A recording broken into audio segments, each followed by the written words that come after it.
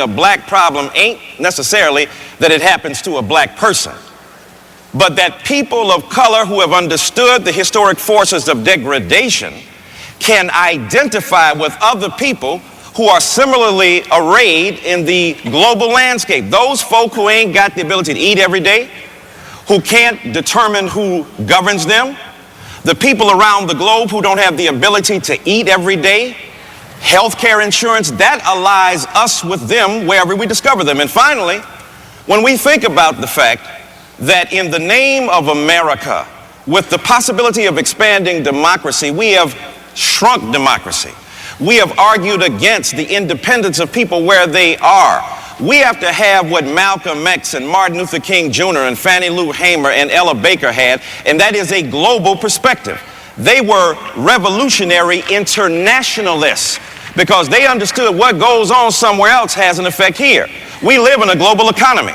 We can't talk about wearing gym shoes that cost $250 without accessing information about Indonesia and the exportation of American manufacturing products and services to foreign lands where we rapaciously and viciously and venomously undermine, subvert, destroy, and eviscerate, just mess up altogether those local economies, and then we reap the benefits of them back home.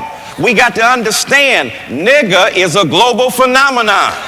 And if you're a nigger wherever you are, this is why I use the term with promiscuity. I understand that as a nigger in America, there are niggers throughout the world.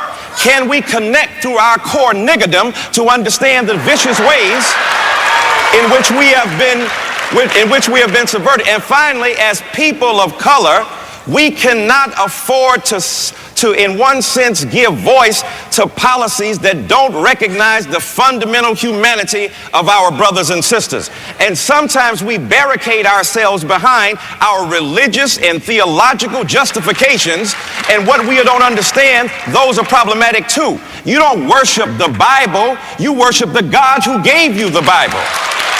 When you close the Bible, you have not closed the mouth or mind of God. And so what we must do is use our perspective as Christians, as Muslims, as those who read the Bhagavad Gita, the Tao Te Ching, the Bible, and use it for the purpose of maximizing freedom and expanding democracy and not shutting it down. And in that sense, that's a black problem. As long as there's injustice anywhere, there's a threat to justice everywhere, and that is essentially a black perspective.